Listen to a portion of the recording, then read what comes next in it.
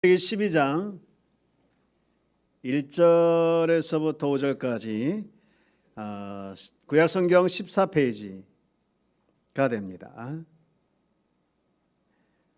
우리가 함께 1절부터 5절까지 말씀을 합독을 하도록 할까요? 시작.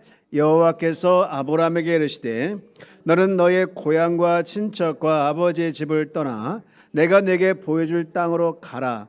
내가 너로 큰 민족을 이루고 내게 복을 주어 내 이름을 창대케 하리니 너는 복이 될지라.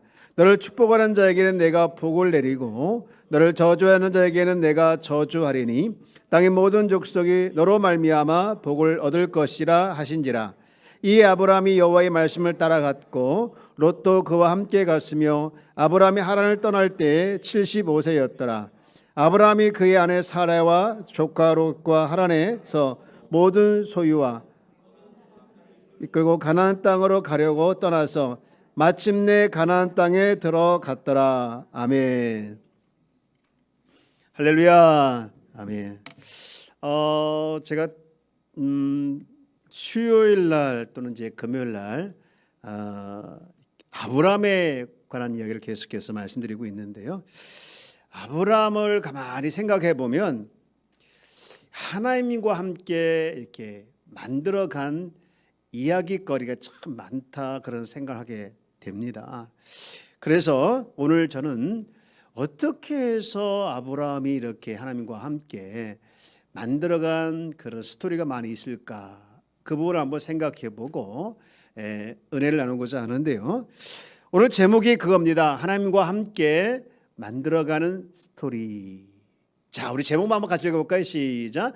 하나님과 함께 만들어가는 스토리. 저는 이 제목이 너무너무 좋아요. 하나님과 함께 만들어가는 스토리. 스토리라고 하는 것은 이야기거리인데, 하나님과 함께 만들어가는 우리 교회에 함께 하셨던 그 많은 간증거리, 이야기거리가 정말 풍성하기를 축복합니다.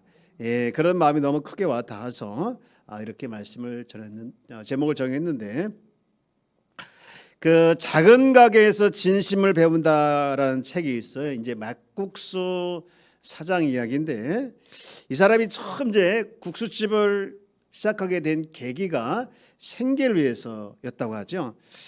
그렇게 위해서 이제 생계를 위해서 막국수집을 하다 보니까 이제 손님도 늘어나고 또 음식도 만들어내면서 돈도 벌고 하는 것이 너무 이제 좋았는데, 이게 시간이 지나면서 이 행동들이, 이 모습들이 굉장히 기계적이고 반복적인 것을 보게 되어집니다. 순간 사람이 와서 돈을 보게 해서 좋게는 하지만 이 일에 대해서 오랫동안 하다 보니까 나도 모르게 염증을 느끼기 시작하고 매일매일 반복되는 그런 일에 대해서 이 사람이 권태감을 느끼기 시작한 거예요. 사실 우리는 이런 일을 우리 주변에서 쉽게 찾아볼 수 있잖아요. 오랫동안 직장을 다니거나 또는 뭐 같은 일을 계속해서 오랫동안 하다 보면 이 권태감이라고 하는 것을 누구나 한 번쯤은 느껴볼 수가 있지요. 그러나 어쩌겠습니까? 이것이 나를 먹여 살려주니까 내가 참고 해야지 하면서 그냥 이기고 나가는 경우가 있습니다. 목회도 마찬가지인 것 같아요. 저도 보면 내가 할 일이니까 의무적이고 또 기계적으로 설교를 준비하고 또 회의하고 신방 가고 또 상담하는 일을 하다 보면 어떤 때는 이 권태감 찾아올 때가 있을 수가 있어요. 제가 이제 교회를 개척했던 데를 잠깐 생각을 해봤어요. 사람들이 전도가 되고 그리고 교회가 점점 부흥하고 그것이 저의 목회의 활력이 되더라고요. 그리고 성도들이 예배를 통해서 은혜를 받고 또 열심히 주방에 가서 막 봉사도 하고 서로 설거지도 하고 밥도 맛있게 먹으면서 깔깔거리며 웃으면서 전도도 하고, 이런 모습들이 저에게는 굉장히 활력이 됐던 것을 보게 되어집니다. 그러면서 내가 저분들을 보면서 정말 더 열심히 목회를 잘해야겠다, 더 열심히 준비해서 최선을 다하겠다, 그런 생각을 하게 되었고, 그런 개척 초기에 생각을 해보니까 나도 모르게 입가에 이렇게 웃음이 나오는 것을 보게 되었습니다. 지금도 이런 것들이 제 목회에 크게 활력이 되고 있지만 사실 솔직히 매번 그렇지는 않을 때가 있습니다. 그래서 이렇게 식당 주인이 지금 오랫동안 같은 일을 하다 보니까 자기도 모르게 이제 매너리즘에 빠져 있는 그런 모습을 보고 있는 이 마음의 표현이 이해가 되는 거예요.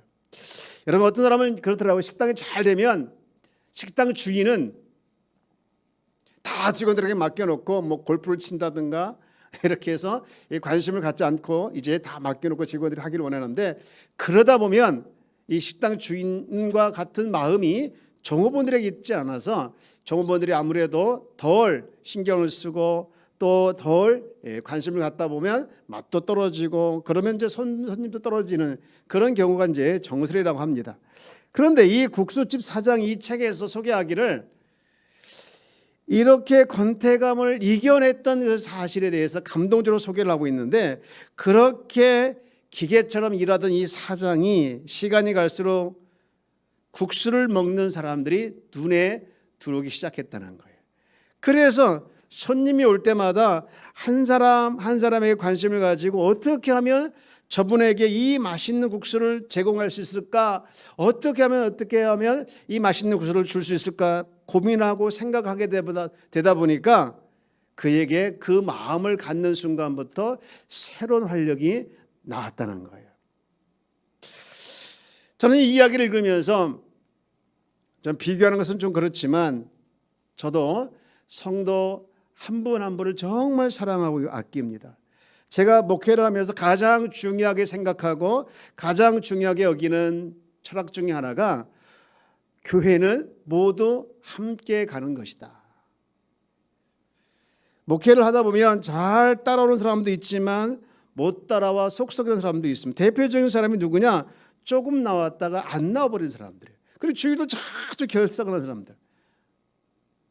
이 주일에 대한 이 애착이 이렇게 없어, 주일 지키는 것이 이렇게 정말 모를까 하면서 너무나도 속상할 때가 한두 번이 아닐 때가 많이 있어요. 그렇다고 해서 세상에서나 선교단체처럼 잘 따라온 사람만 데려가는 거면 안 되겠죠. 같이 가고자 하는 것이 교회요, 그것이 목회라고 저는 생각을 하고 있습니다. 그럼에도 불구하고 때로는 성도들에 대한 관심을 가지고 최대한 목회를 한다고 하지만 어떤 때는 잘 관심을 갖지 못해서 때로는 상처를 받기도 하고 때로는 무관심해 보이지 않는 부분이 있지 않은가, 그런 생각이 들기도 합니다. 여러분, 바라옵기는 제가 목회를 하는 동안 한 사람 한 사람에 관심을 가지고 어떻게 하면 이 사람을 믿음으로 살아내게 할까, 어떻게 하면 예수로 인해 기뻐하며 살아내게 할까 고민하며 또 고민하는 그런 고민의 결정체들이 실제로 교회 안에서 성도들에게 잘 반영되고, 그래서 성도들이 교회에 오면 행복해하고 모든 삶에 있어서 정말 즐거워하는 일을 잘 해낼 수 있도록 여러분 같이 기도해 주시기 바랍니다. 제가 한번 이 책을 읽으면서 그런 생각을 했어요. 제가 만약에 그 집에 갔는데 소문난 집이잖아요. 원래 맛집에 보면 사람들이 막 줄을 막 서 있잖아요. 그래서 그날 마침 갔는데 휴일이었고 사람들이 너무 많이 줄을 서 있어서 대기 시간이 무려 2시간이 걸린다고 상상을 해봤어요. 그러면 저는 어떻게 했을까? 저는요, 국수를 너무너무 좋아하지는 않아요.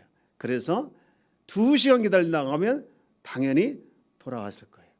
그러면서 돌아오면서 어떤 마음을 가졌을까요? 어떤 마음? 괜히 시간 낭비했다? 아닙니다. 왜 시간 낭비했다 생각을 하지 않게 되냐면, 여러분, 그곳을 가는 동안 함께 같이 갔던 사람들과 이야기하면서 떠들면서 갔던 그 시간도 중요하죠.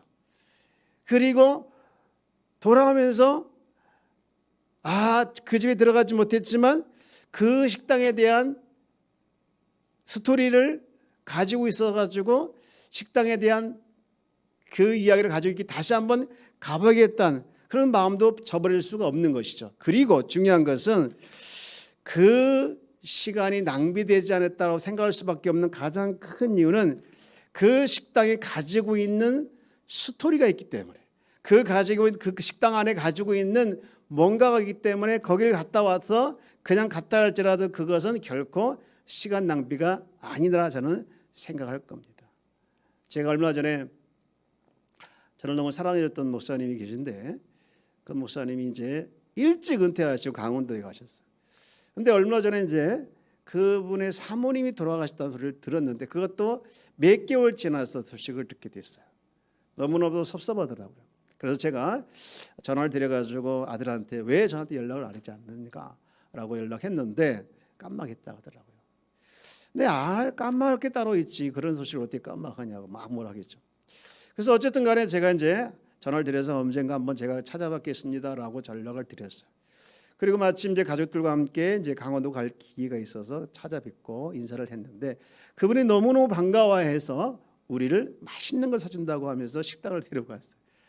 갔는데 마침 첫 번째 간지 문을 닫았고 이 두 번째 너무 맛집 유명한 곳이라고 하면서 또 데리고 가는데 제가 이제 그분 차에 타고 나머지 이제 뒤에 차를 타고 있는데 제가 그 차에 타면서 얼마나 괴로웠는지 몰라요. 이분이 운전을 얼마나 험악하게 하는지 요철이 있으면 그냥 한 번 섰다가 넘어가잖아요. 완전 무시하고 덜컥 넘어가도 아무렇지도 않고 중앙선도 막 넘어가고 막 이렇게 와서 가는 거예요. 시골길이니까. 그런데 어쨌든 간에 갔는데 그 식당이 또 줄이 엄청 많이 선 거예요. 사람들이 대기하고 최소 몇 분을 막 기다린다는 소식을 듣고 이 목사님 단 들어가자고.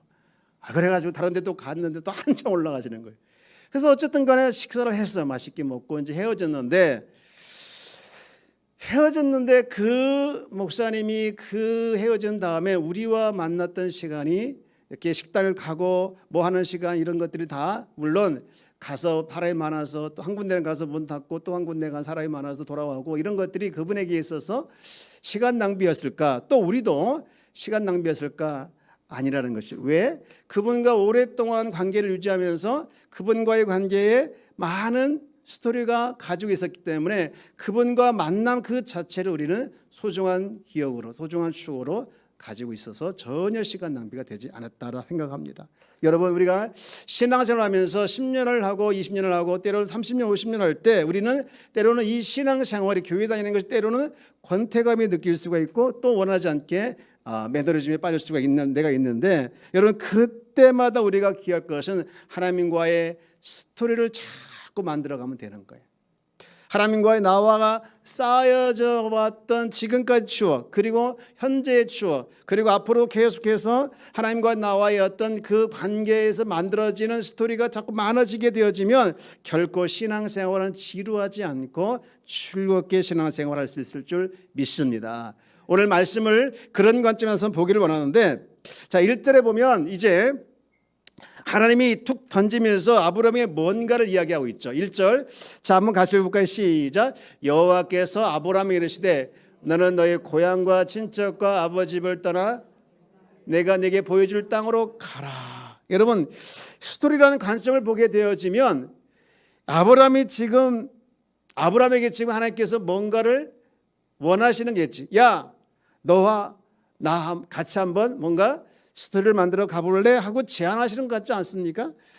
내가 너하고 꿈꾸는 게 있는데 그것을 한번 같이 만들어 가보지 않을래? 하면서 뭔가 제안하는 그런 우리가 너무 잘 알고 있는 이야기지만 너를 통해서 복의 통로가 되게 하고 너를 통해서 내가 세울 하나님 나라를 지금 만들기 원해 하면서 지금 하나님께서 그에게 불러내시는 것이죠. 그랬더니 여기에 대한 아브라함의 반응이 뭐 어떤 것이었습니까? 우리 4절 말씀을 한번 같이 읽어볼까요? 시작. 이에 아브라함이 여호와의 말씀을 따라갔고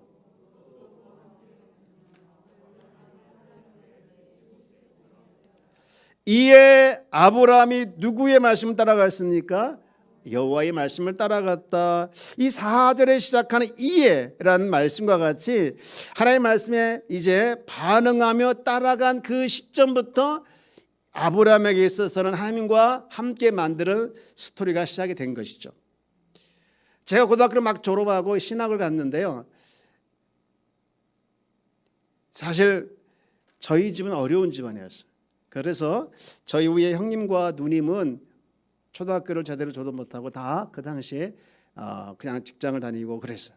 근데 저는 이제 형들이 또 형과 누나들이 또 어머니가 도와줘가지고 중학교를 나오고 고등학교를 나오고 이제 가정에서 바라는 것은 제가 고등학교 졸업하고 취업을 하든지 아니면 뭐 일반 대학을 가서 이렇게 집안에 좀 도움이 되기를 원했는데 글쎄 내가 더 커니 신학교를 간다니까 얼마나 실망이 컸겠습니까? 그때 제가 이제 신학교를 가면서 목회에 대한 큰 꿈은 없었어요. 뭐 무슨 큰 교회 목사가 되겠다, 뭐 그런 것이 되겠다 하나도 없었어요. 다만 여기 지금 생각해 보니까 아브라함이 가라 떠나라 했을 때 이에 아브라함이 여호와의 말씀을 따라갔고 이것처럼 이해의 반응을 가지고 따라갔던 것처럼 제가 그렇게 갔던 것 같아요. 지금 생각해 보면 제가 목회를 안 했으면 뭘 했을까? 지금 뭘 했을까? 참 감사하게도 하나님께서 제 인생 속에 개입해 주시고 나와 하나님 사이에 이제 이야기거리를 있게 하시고 그렇게 생각해 보니까 이 목회의 전선에 목회 현장에 나를 있게 하신 하나님께 너무너무 감사하다 생각하게 되어집니다. 물론 목회를 하면서 좋은 일도 또 안 좋은 일도 있었지만 그 모든 일이 하나님께서 내 인생에 개입하셔서 나와 함께 만들어간 스토리다라고 생각하니까 결국은 좋은 것도 추억이지만 안 좋은 것도 버릴 것이 하나도 없게 되었구나 생각하게 되어집니다. 여러분, 우리가 신앙생활을 하면서 우리는 그런 기도를 가끔 합니다. 하나님, 제 삶에 아무런 고통과 고난과 환난이 없기를 원합니다 라고 기도를 하지만, 여러분, 우리는 그렇게 기도를 하지만 우리는 원하지 않게 풍랑을 만나기도 하고 많은 어려움을 만날 수도 있습니다. 그런데 그 모든 것은 다 하나님께서 우리와 하나님과의 사이에서 만들어가는 스토리라는 것이죠. 그래서 버릴 것이 하나도 없는데 저는 가끔 이 찬양을 좋아합니다. 주님이여 이 손을 꼭 잡고 가소서 약하고 피곤한 이 몸을 폭풍우감 속에 찌사 손잡고 나린. 이 찬양의 가사도 보면 폭풍이라는 것은 우리 속에 있을 수 있다는 것이죠.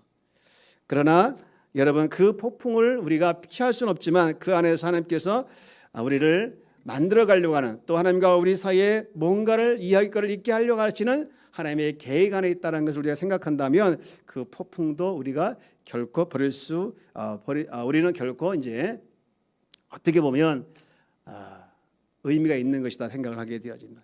여러분 삶에 있어서 신앙생활할 때 하나님과 함께 만들어가는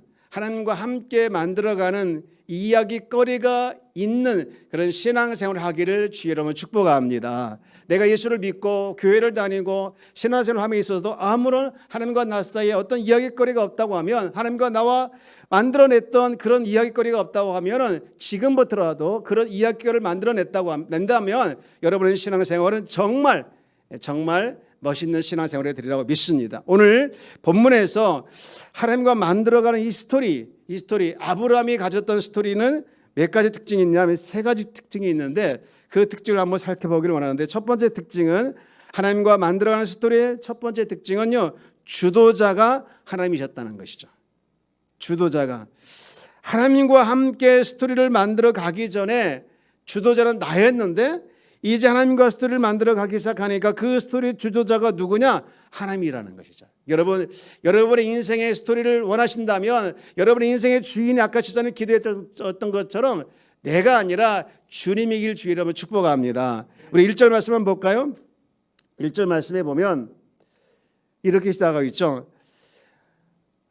같이 한번 읽어볼까요? 시작. 여호와께서 아브라함에게 이르시되 너는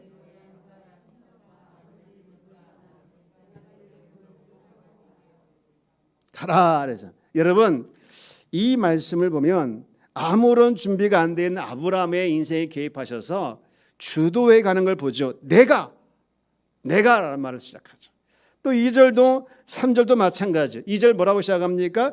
내가 너로 큰 민족을 이루게 하고 내가라는 말 시작합니다. 그리고 3절도 보면 너를 축복한 자에게 내가 복을 내리고 하면서 여러분 이 원문에 보면 내가란 말이 더 있습니다. 2번 더 있는데 아마 빠진 것 같아요. 아마 그것은 많아서 뺀 것 같은데요. 사실 이 1절부터 2절 3절까지 말씀을 쭉 보면 내가란 말을 많이 주장하고 있죠. 그만큼 하나님께서 그의 인생에 개입하셔서 그의 인생을 주도해 가겠다라고 지금 작정했다는 것이죠. 사실 창세기 12장의 전체 주제는 복이 될지어다, 그것이 전체 주제인데 그 중에서 이 12장 1절에서 5절까지 주제는 뭐냐? 하나님이십니다. 주도해 가신 하나님이십니다. 사실 많은 사람들이 이 12장 1절부터 5절까지 말씀을 보면서 이 주제가 혹시 떠나라 가라가 아니냐 이렇게 오해할 수 있겠지만, 그러나 계속해서 내가란 말을 강조하면서 하나님이 그 아브라함의 인생의 모든 걸 통치하고 주도해 가고 있는 분이다라는 것을 지금 강조하는 거예요. 그런데 1절 묵상하면서 궁금하게 있는데, 여러분 1절 다시 보면 내가 시작하면서 내게 보여줄 땅으로 가라라고 했습니다. 여러분 내가 내게 보여줄 땅으로 가라. 여러분 가라고 지시를 했는데 확실한 땅이 아니에요. 보여줄 땅이에요. 왜 그랬을까? 내가 내게 보여준 땅으로 가라 이렇게 하면 더 좋을 텐데, 선명하고 분명하니까요. 그런데 그렇게 하지 않았어요. 그러게 이유가 뭡니까? 여러분 그 영화나 드라마를 보면 다 스토리가 있죠. 내용이 있지 않습니까? 권선징악이든 어쨌든 간에 다 내용 안에 그 내용이 다 있죠. 스토리가 다 있습니다. 특히 이 드라마 같은 경우 보면 드라마를 한참 몰입해서 재밌게 보려고 했는데 딱 끝나면서 내일 또 이 시간에 이렇게 나오죠. 그러면 되게 궁금하죠. 아니면 한 주 동안 그 시간이 굉장히 궁금해서 기다려집니다. 그런데 반대로 내일 이 시간에 아니면 다음 주 이 시간에 하는 그 내용을 내가 미리 알아버렸으면 어떻게 됐을까요? 다음 주가 전혀 안 기다리죠. 내일이 전혀 안 기다려. 왜? 내용을 뻔히 알고 있기 때문에 그런 거죠. 여러분 아브라함에게도 마찬가지로 내가 내게 보일 땅으로 가라 했을 때 그게 분명하고 선명하게 어디라고 지명해 줬으면 좋았을 텐데, 그렇게 하신 이유는 뭐냐? 과정을 보기 위해서요. 과정. 여러분 우리가 신앙생활하는 동안에 모든 걸 다 알 수 있고 모든 걸 다 볼 수 있다면 얼마나 좋겠습니까? 그러나 아브라함에게 하나님께서 보여줄 땅을 미리 알려주시지 않았기 때문에 그 과정이 굉장히 아름다운 스토리가 된 것이죠. 마찬가지로 우리가 살아가면서 고비고비마다 하나님께서 인도해 줄 걸 기대하고 믿는다면 이 고비 또한, 우리에게 찾아온 고비 또한 그것이 결국에는 아름다운 추억이 될 줄 믿습니다. 저를 한번 따라서 할까요? 우리 인생의 주인은 하나님이시다. 그런가 하면 이 하나님과 만들어가는 두 번째 스토리 특징이 있는데, 그것은 이 만들어가는 스토리에 도구가 있다는 것을 봅니다. 4절에 흥미로운 표현이 나오는데요. 무슨 도구인지 한번 같이 읽어볼까요? 시작. 이에 아브라함이 여호와의 말씀을 따라갔고 롯도 그와 함께 갔으며 아브라함이 하나를 떠날 때에 75절. 두 번째로 스토리를 만들어간 특징의 두 번째 특징 중에 도구는 뭐냐? 하나의 말씀이죠. 그런데 여기 보면 여호와를 따라갔고 표현하지 않고 여호와의 말씀을 따라갔다라고 했어요. 여호와를 따라가는 것이 맞습니까? 여호와의 말씀을 따라가는 것이 맞습니까? 사실 같은 의미예요. 같은 의미인데 이 스토리의 주도자 되시는 분이 하나님이시고 그 하나님이 사용하시는 주 도구가 바로 말씀이라는 것이죠. 이 같은 맥락에서 다른 또 나오는 몇 군데 말씀 볼 수 있는데, 우선 시편 56편 10절 말씀 볼까요? 우리 한번 같이 읽어봅시다. 시작. 내가 하나님을 의지하여 그의 말씀을 찬송하며 여호와를 의지하여 그의 말씀을 찬송하리다. 신명기 30장 2절 20절 말씀인데요. 시작. 내 하나님 여호와를 사랑하고 그의 말씀에 청정하며 또 그를 의지하라. 그렇게 이제 거기까지만. 여러분 하나님을 의지한다는 것은 뭘까요? 하나님을 의지한다는 것은요, 하나님의 말씀에 귀를 기울인다는 뜻이에요. 여러분 하나님을 사랑한다는 것은 뭘까요? 하나님을 사랑한다고 하는 것은 그분의 말씀을 사랑한다는 거예요. 하나님을 의지한다는 것이 뭡니까? 그분의 말씀을 의지한다는 것인데, 우리가 매일 우리가 지금 성경을 읽고 있어요. 이 성경 읽기 제목이 내비 따라 성경 읽기인데요. 저는 이 제목을 개인적으로 굉장히 좋아해요. 내비 따라 성경 읽기. 우리 인생의 내비게이션이 뭘까요? 바로 말씀입니다. 하나님의 사랑의 내비게이션이 뭔가요? 말씀이죠.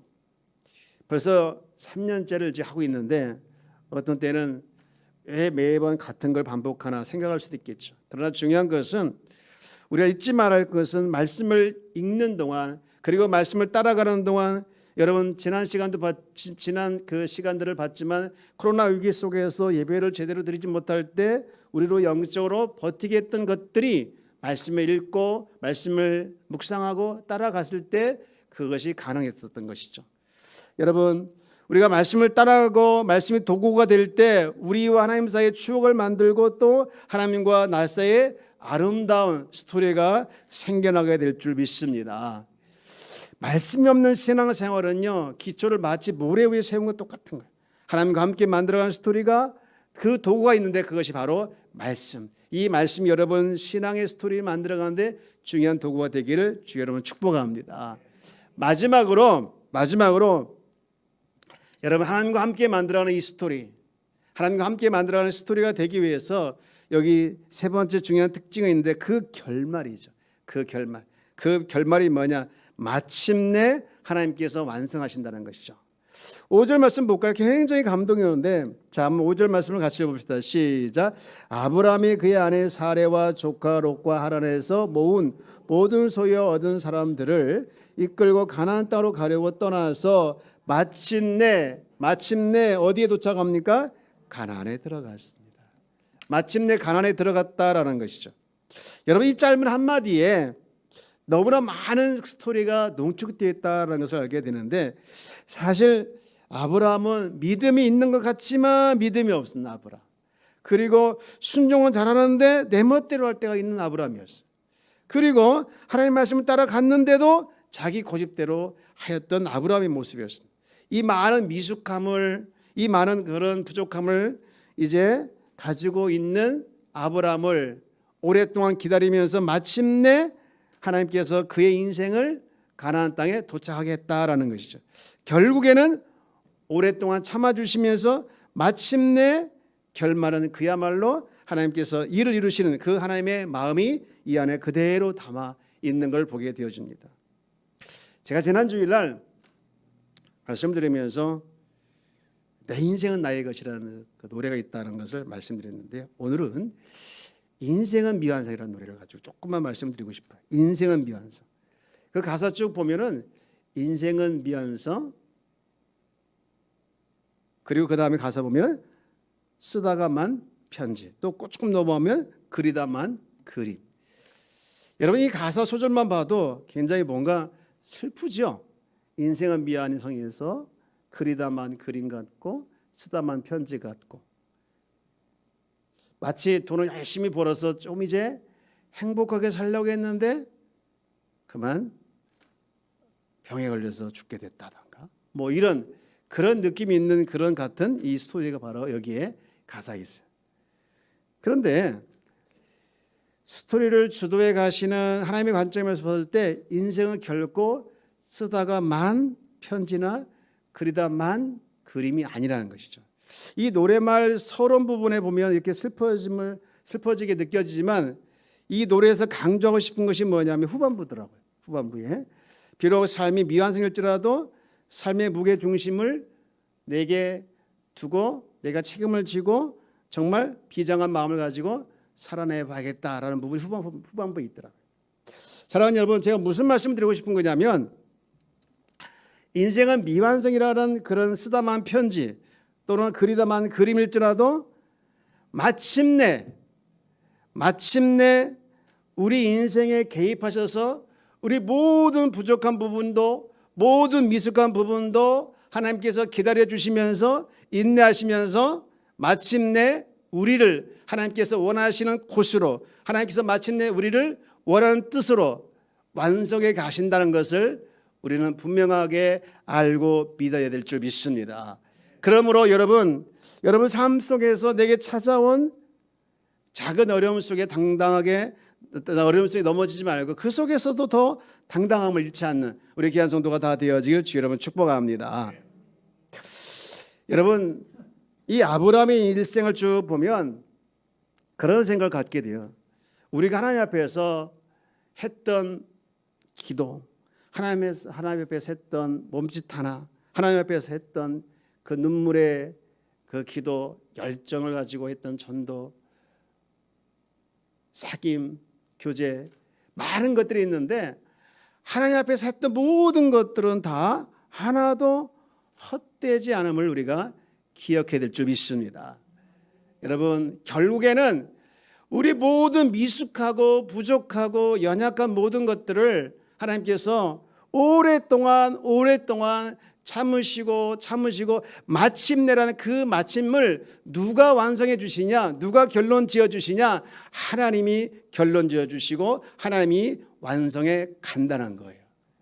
여러분, 우리 교회도 마찬가지일 겁니다. 우리 인생도 마찬가지일 겁니다. 하나님께서 부족한 부분도 많이 있고 또 연약한 부분 많이 있지만 이 모든 것을 마침내 하나님께서 원하시는 곳으로 또 원하는 곳으로 완성해 가실 걸 기대하며 그렇게 믿으며 여러분 신앙생활 하기를 주의 여러분 축복합니다. 이제 말씀 마치고자 합니다. 하나님은 우리 인생 가운데 찾아오셔서 우리와 함께 스토리를 또 이야기거리가 있는 것을 만들어 가기를 원하십니다. 그러면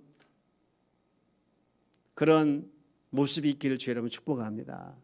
그러기 위해서는요, 내 인생의 주도권과 통치권을 주님께 이양해 드려야 돼요. 여러분의 인생의 주도권과 여러분 인생의 통치권을 여러분이 주인인 것처럼 가지고 있다고 하면, 또 주장한다면 하나님은 나와 함께 스토리를 만들어갈 수가 없는 거예요. 여러분, 갈라디아서 2장 20절 말씀을 한번 볼까요? 우리가 너무 잘 알고 있는 이 말씀을 우리 한번 같이 읽어보도록 하겠습니다. 시작. 내가 그리스도와 함께 십자가에 못 박혔나니 그런즉 이제 내가 사는 것은 아니요 오직 내 안에 그리스도께서 사시는 것이라. 이제 내가 육체 가운데 사는 것은 나를 사랑하사 나를 위하여 자기 자신을 버리신 하나님의 아들을 믿는 믿음 안에서 사는 것이라. 아멘.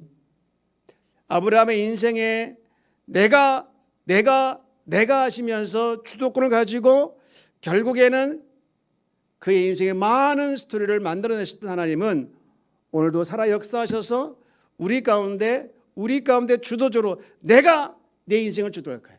내가 내 인생을 통치할 거야. 내가 내 인생을 지배할 거야 하면서 주도하기를 원하는데 여전히 아닙니다. 제 인생은 제 겁니다라고 주장해버린다고 하면 우리는 하나님과 함께 멋있는 또 추억이 있는 스토리가 결코 없을 거예요. 여러분의 인생의 모든 주도권을, 모든 통치권을 주님께 이양해 드리고 주님이시여 내 인생을 통치해 주시고 주님이시여 내 인생을 지배해 주셔서 주님 나를 사용하여 주옵소서라고 고백하고 또 그것이 삶의 현장에서 실제가 되어진다고 하면 여러분은 정말 하나님과 함께 정말 스토리를 만들어내는 아름다운 신앙의 모습들이 있게 될 줄 믿습니다. 여러분, 이런 신앙생활을 오늘부터 해내기를 주의 이름으로 축복합니다. 기도하겠습니다.